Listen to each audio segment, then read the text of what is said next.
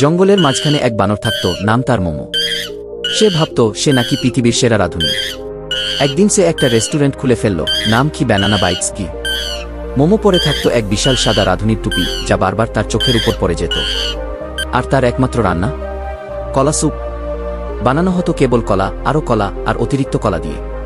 তার প্রথম কাস্টমার এক রাগী টিয়া পাখি, নাম পলি।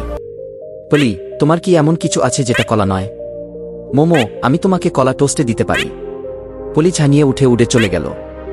এরপর এল এক ধূর্ত কাঠবিড়ালি। সে অর্ডার দেওয়ার ভান করে টিপ জারটা চুরি করে পালায়। মোমো তাকে ধরতে গিয়ে রান্নাঘর জুড়ে দৌড়াতে লাগে। হঠাৎ কলার খোসায় পিছলে পড়ে আকাশে উড়ে পড়ল, সোজা সুপের হাড়ির মধ্যে পড়ল। ছপাত! জঙ্গলের সব প্রাণী এসে হাসিতে ফেটে পড়ল। আর মোমো রাগ না করে হাড়ি থেকে মাথা বের করে বলল, আচ্ছা, এখন আমিই হলাম সিক্রেট ইনগ্রিডিয়েন্ট।